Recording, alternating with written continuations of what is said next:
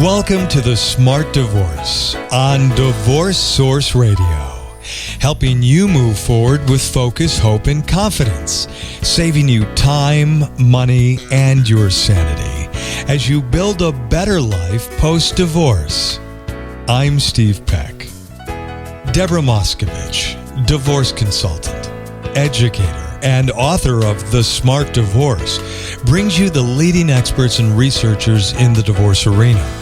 We'll also be speaking with those in the trenches, people who've learned from their divorce and how their experience has changed their lives. And they would tell you for the better. Deborah's learned that divorce can be a beginning, even if it looks like an end. Divorce can be rich in opportunity to learn and grow from. And we're going to explore how to take this information and create a positive post-divorce life. And now, here's Deborah. Hi, Steve. How are you? And Happy New Year. Hey, Happy New Year to you. It's been a long time since we've talked. It has, and it's made me think a lot about relationships and divorce. People listen to this show at any time of year, and it is January, and they say January is divorce month. Really? Is that true? It is true. What does that mean? Divorce month, D month. It means that you're rethinking your life and your New Year's resolutions. Like, what do I want to start the new year with? Do I want to stay with my partner who I haven't had sex with for 8 years, who I feel abused, or I've fallen out of love? Like, whatever it is, people start to do their due diligence. Apparently, and I just read this online somewhere, is January 3rd in Britain is one of the highest dates for telephone calls for the lawyers. Oh, really? Yeah, isn't that amazing? Is there a higher rate of divorce being filed in this country here during January? Well, there was a good article in the Globe and Mail newspaper today about tips to find out if your spouse, to figure out if your spouse is planning a divorce. But yeah, in across North America, and I think it's a worldwide phenomenon as people think about their life. And, with all your resolutions, I'm going to lose weight, I'm going to stop drinking, I'm going to be a better parent, I'm going to be a better lover, I'm going to be a better whatever it is, right? Got to get rid of my spouse. Put that right on the top of the list. I'll start exactly. there. So, that's one of the number one calls is to their lawyers. I think it should be to a mental health professional, personally to a therapist, to really think things through. Mm-hmm. But lawyers are getting phone calls. Well, take a step back for a second, though. You mentioned an article that talked about the signs that your spouse may be filing for divorce. Is that what you said? Yeah. So it's like we don't pick them up normally. They kind of blindside us sometimes. But these are signs to look for. That's interesting. Signs to look for. Like, let me give you some ideas. Well, this is really fascinating. I thought this was kind of fun. So there's a family law lawyer, Andrew Feldstein. He says he can drive through a neighborhood and spot the homes where a divorce may be brewing. And he's not talking about affairs or anything like that. But, when it's -5 and someone's outside on their cell phone, they're not going outside for a smoke. They're outside on the cell phone. Could they be talking to a lawyer? Could be talking to a friend that, perhaps they're not happy. What are they plotting? I thought that was kind of interesting. And then the article goes on to talk about the new vocabulary. Now, I'm talking about this kind of tongue-in-cheek, but there are things that are quite serious and should give people something to pause and consider, like rejigging gifts from in-laws.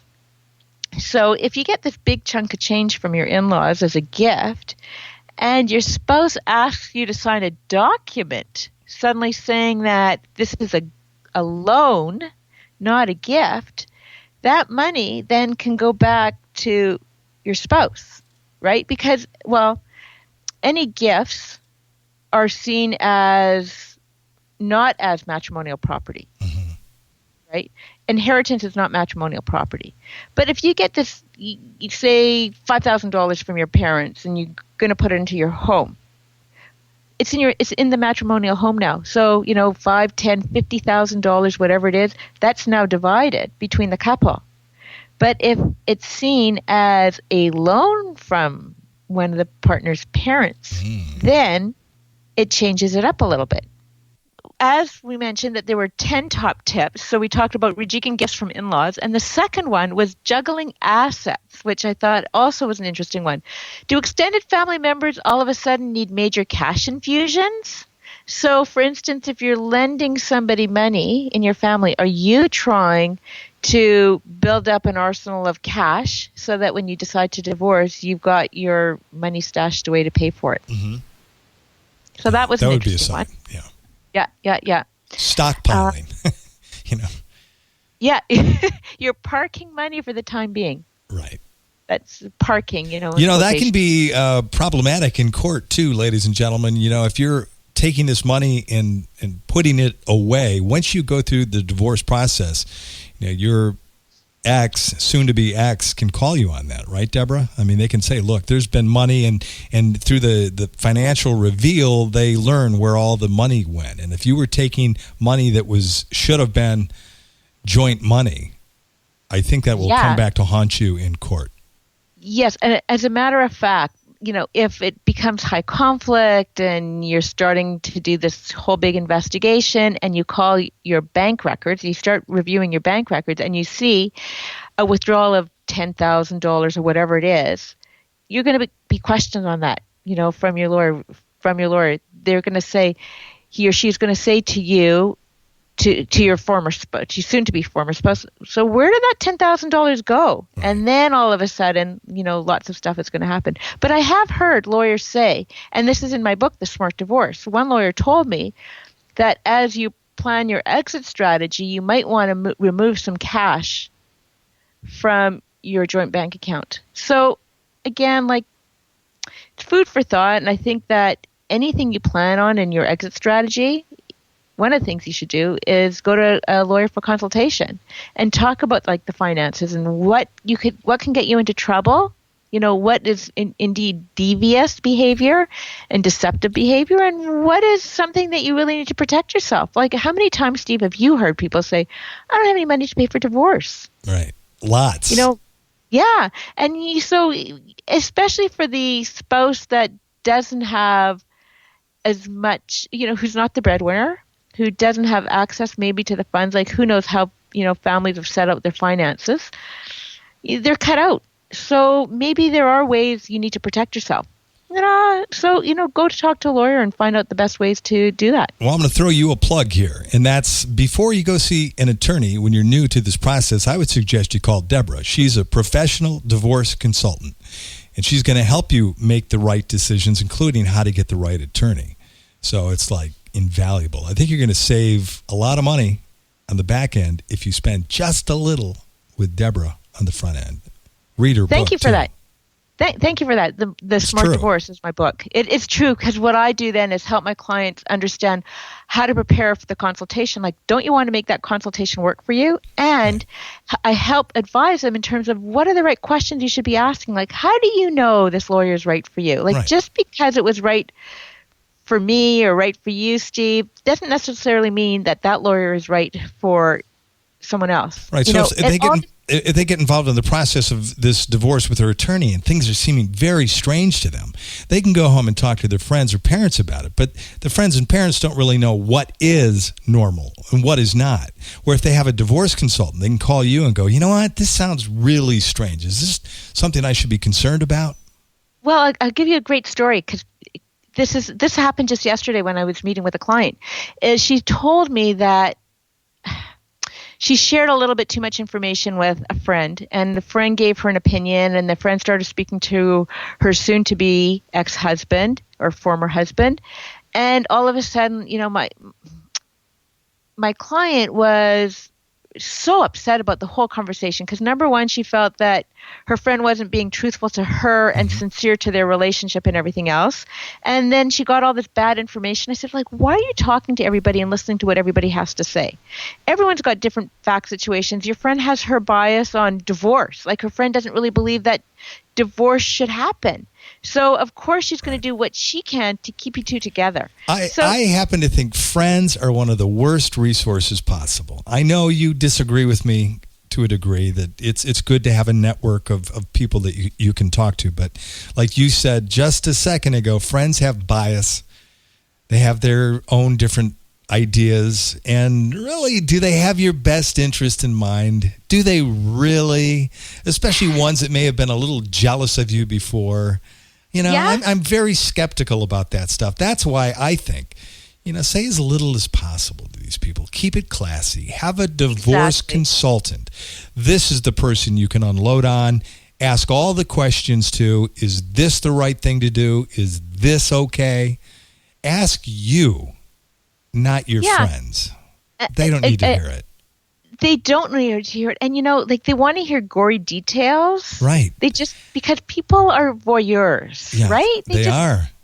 They want to lap it up because it makes them feel not so bad if they're in a bad situation. Maybe they're not so happy. Yeah. And they act like they're in your court, Oh, I'm so hard. And then they go behind your back to other friends and tell them stuff. Yeah, exactly. I think they do that. I really do. Yeah, it's water cooler gossip, and those are your frenemies. I like that. Frenemies. Exactly. So as a divorce consultant, I help people really look at the situation in an unbiased view because I don't know these people and I just really want to help them. And then so we talk about finding the lawyer, who's the right lawyer, and I give them a list of questions and how to prepare all your financial documents. Then the other thing is if you've got kids and preparing a parenting plan, like who knows about parenting plans? And then there's all this lingo that is very legal, all the legalese. Who talks about custody and access and shared parenting and all of these other words? You do. But I do only because, and I hate labels. But, in the legal system, that's how they kind of compartmentalize everything. So you have to look at it from that perspective. Like, one kind of, it's like, dividing up your kids. Like, it's just a horrible situation, but at least if you're organized about it with the time and everything else, like divorce is such a stressful time in your life that you want to try to reduce the stress as much as you want. So as much as you can. So information is knowledge and knowledge is power, and being in control, not controlling, but being in control. So if you know that this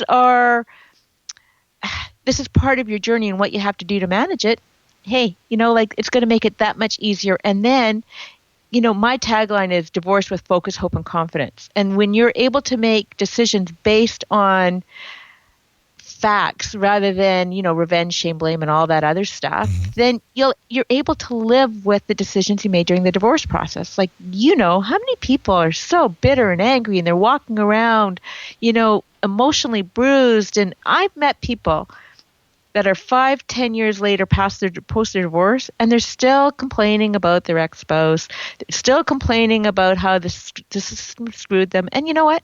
All of it probably is true, but it's like 10 years later.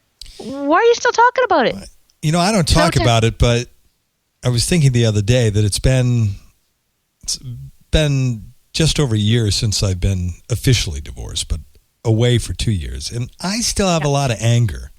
I don't talk about it, but I just, you feel it in the pit of your gut. I don't know when it will go away. Do you still have anger? You've been divorced for a long time. I mean, just a little bit. Be honest with us here. Honest? Totally honest? No. No. But so you are indifferent.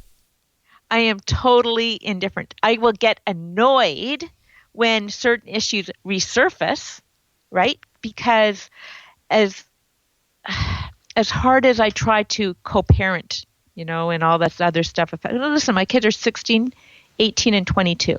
So there's very little interaction. I guess the interaction is more financial than anything. Mm-hmm. So if he's not paying for things that he should be paying, I do get annoyed. And it doesn't fester like it used to. I don't eat the 6 chocolate bars that I used to. I don't let it sit there in my mind and go over and over and over the situation for like a week. Mm-hmm. It'll be like 10 minutes. Gotcha. And instead of eating the 6 chocolate bars, I'll have an apple. No, I'll go for a run or something. Did you really eat 6 chocolate bars? Did you really do that? Okay, we're I'm being not honest now. Come on. Okay, maybe not 6, but maybe 4. I don't know. Tell me they were the Halloween size bars. I'm not saying anything, okay? You don't need to know every single detail of my crimes and misdemeanors and my eating habits. Well, for those of you who haven't seen Deborah, I am looking at her, and she doesn't look like a girl that eats a lot of chocolate bars. She looks pretty good. So then we go to bankruptcy talk. So if you're in business together and all of a sudden you're partner starts to talk about going bankrupt, like only one is financially responsible for the business. So the house is in my name, so it's protected. Why don't you file for bankruptcy? Interesting conversation. Like really, like how many people really want to file for bankruptcy? And people want to try to avoid filing for bankruptcy. So you're saying that if someone is thinking about filing for bankruptcy with the business before, they've announced that they want a divorce, that this could be a sign? It says yes, because this can scupper, that's SCUPPER, the spouse's access to their half of the value of the home, since now they have to go through a trustee in bankruptcy on all the financial matters. Okay, I guess I'm not a wordsmith. How did you spell that word? Scupper, SCUPPER. I might write a lot about divorce. That's a word that's not in my everyday vocabulary. Oh, to ruin or destroy. Yeah, so there you go. To ruin or destroy. I don't here you're trying to protect the business, and now you want the business to go bankrupt? Yeah, that's weird. Next one, the line of credit dips. If your spouse is withdrawing a lot of money from the joint line of credit, and this has to go back to what we were talking about before earlier about, taking money out of an account and putting it somewhere else. Your line of credit dips. All of a sudden, you could see maybe your spouse is socking away money from the line of credit for the divorce. Taking. How would you know, though, if you don't get the statements? Well, you wouldn't. So, when it happens, you've got to get statements from everything. That's part of full financial disclosure. But you know what? For those that are listening, the truth is, you should be, if you're not an involved spouse, but really, the fact of the matter is, get involved. Yeah. And I look at my parents' generation, with 70s and 80s, and it's really the traditional marriage where the husband took care of the finances, and thankfully, my parents are still alive, and they rely on us in a lot of ways. But,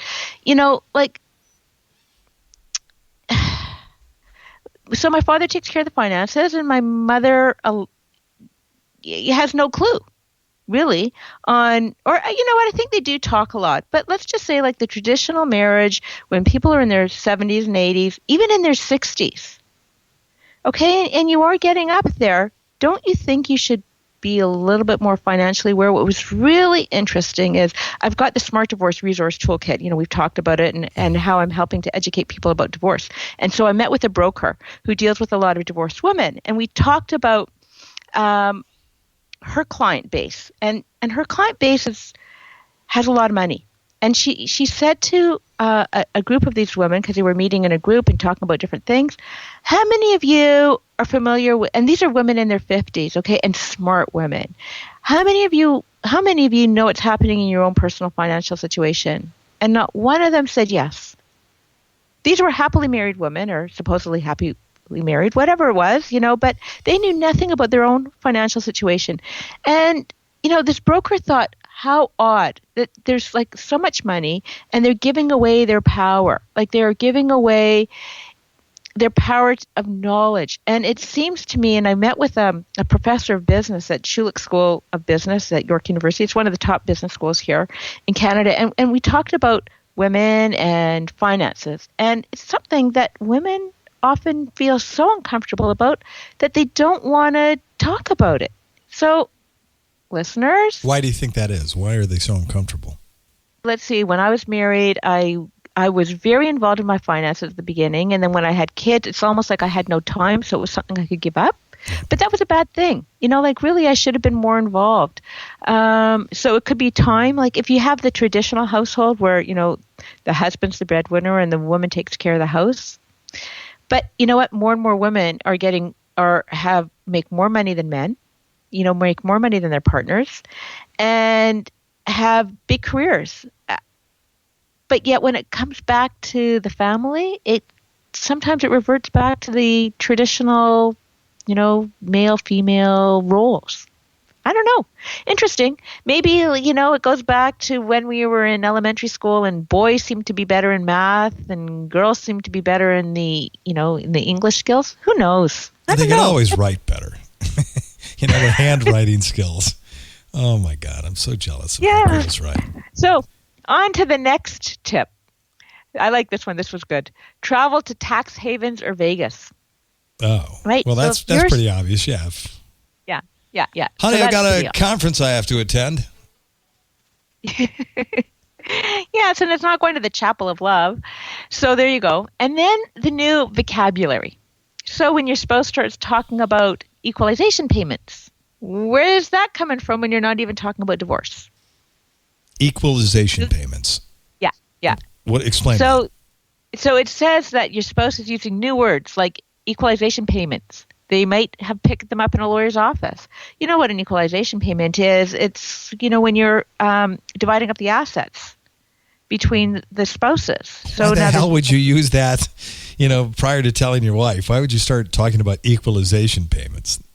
Yeah, now that one for sure. If you don't key in that your spouse wants a divorce as soon as they say those two words, you're in major denial. So here's what I'm going to ask you, the divorce consultant. These are all, legitimate reasons why people might want to be aware that their spouse may be planning for divorce. But before that, Deborah, what's going on with relationships that we just don't pick up on? Something's wrong. This isn't working. Somebody may be thinking about this.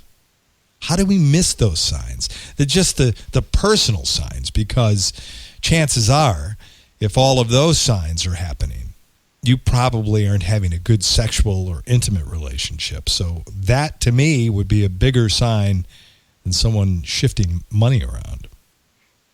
You're absolutely right. But don't you think that people get so, and I'm not talking about a marriage that lasts like a couple of years, but these longer term marriages where you get so caught up in, like, let's face it, you're busy working, you're busy running your household, you've got kids, and they take a lot out of you. You're doing the laundry, you're doing the grocery shopping, you're doing the running, you're carpooling. Like, all of this stuff is happening around you that you kind of forget. I've seen it, and I hear about it oftentimes in my divorce consulting practice, or the spouse all of a sudden becomes the lowest on the priority list.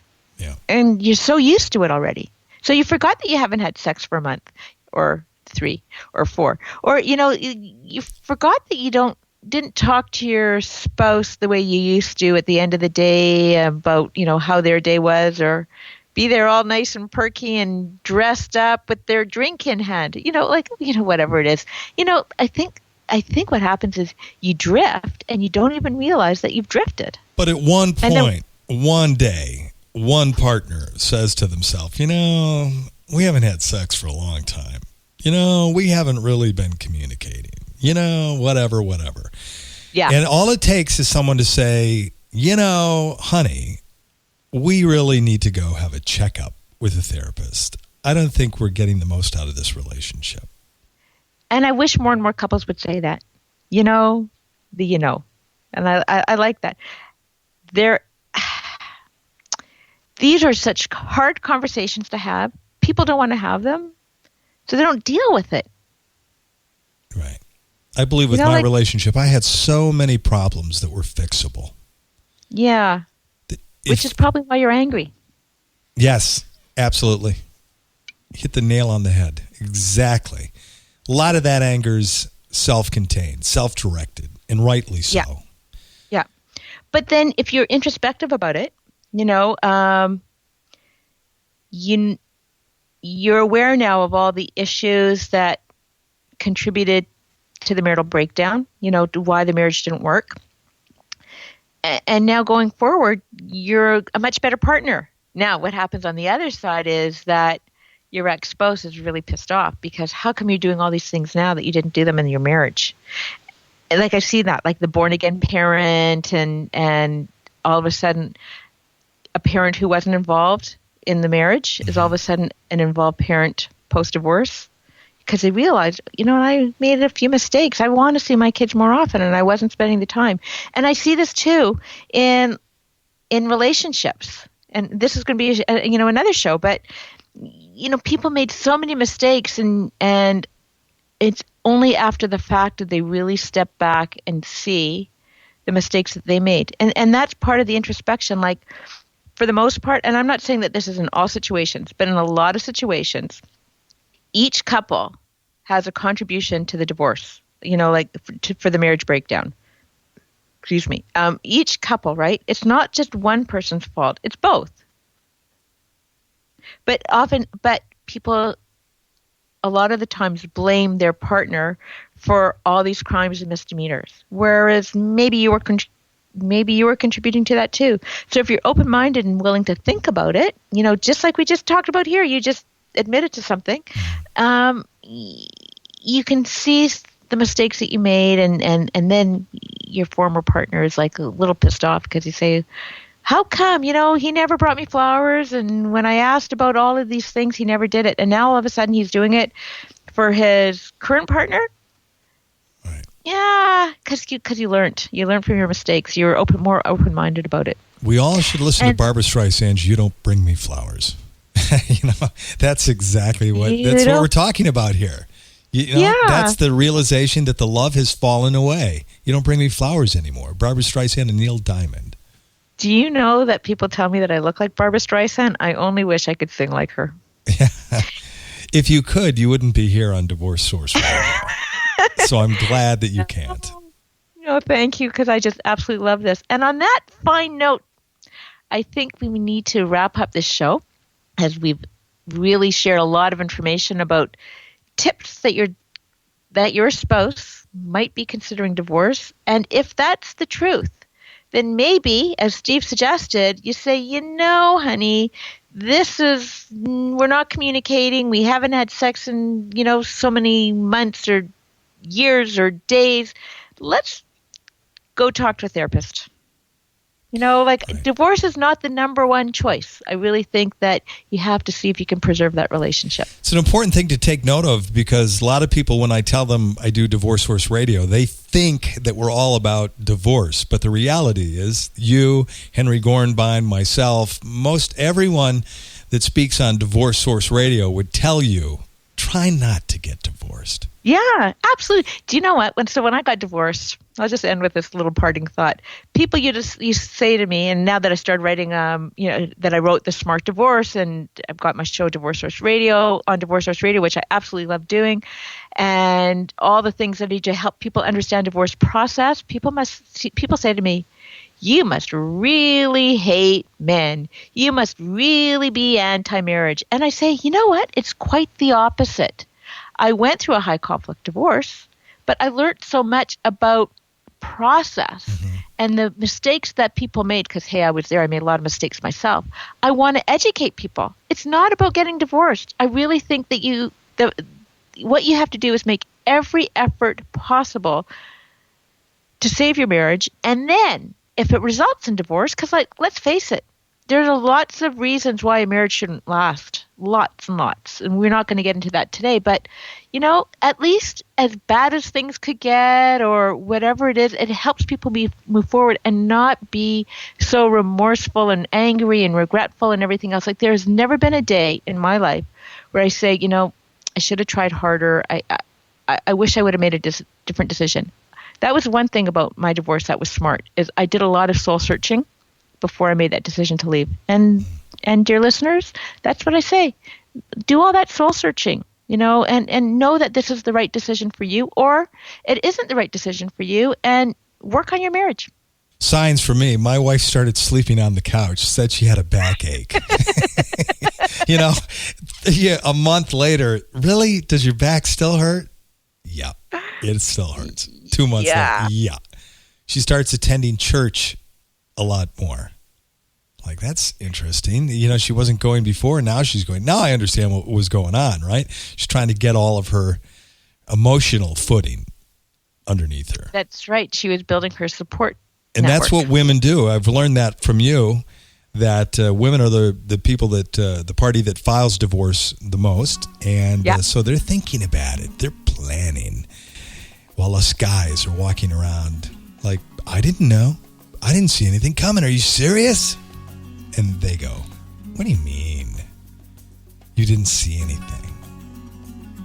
Yeah, we didn't talk for like months or years. It's so interesting for me to just sit back and watch, right? Like if somebody's telling me, I'm thinking to myself, it is so obvious. But when you're in it, it isn't so obvious. as you well know. Oh, well. Keep it together, people. If you're contemplating, rethink it. Deborah's often said that if people, well, I'll let you say the quote, but it's the one about if people would have thought about divorce more. You know, if you would have thought about your divorce and what the implications were, as much as you think about keeping your marriage on track, maybe your marriage would work. Yeah. You know, like, divorce isn't necessarily the panacea. But hey, you know what? Divorce is rich in opportunity to learn and grow from too. And I'm happy. So but it's full of fear. Like, divorce is full of fear. Yeah. So really think things through and don't be so rash. Don't worry. Be happy. And call your divorce consultant. And speaking of that, you can call her how? 905-695-0270 or email me at info@thesmartdivorce.com. For those of you that don't know, Deborah is a Canadian. She lives in Toronto, while I'm a Michigander. And so different parts of the country, but she services individuals all over the world, so she can help you with your divorce. She's also the author of The Smart Divorce, and you can find that book under our recommended reading tab on divorcesourceradio.com. Great book, great resource, and a great person and a very good friend. Thank you, Deborah. Great episode of The Smart Divorce on Divorce Source Radio. As always, I hope the program helped you. If you have a comment or question you'd like to ask us, we'd love to hear from you. You can leave us a voicemail on our listener line at area code 248-686-2256. Or drop us an email with your question or comment to divorcesourceradio@gmail.com. New programs are available every week on divorcesourceradio.com, as well as iTunes, BlackBerry, Stitcher, and all over the web. If you'd like to be notified when new programs are available, you can follow us on Twitter. Our follow word is Divorce Source. Also, if you're not listening from our website, I invite you to stop by divorcesourceradio.com, where you'll find a complete program archive. If you're looking for a specific subject, simply type it into our search engine, and chances are you'll find what you're looking for. We also have other resources available at our website as well. And while you're on our website, click on the Facebook icon and join the growing Divorce Source Radio Facebook community. Thanks for listening. Until next time, make it a great week and stay healthy. I'm Steve Peck.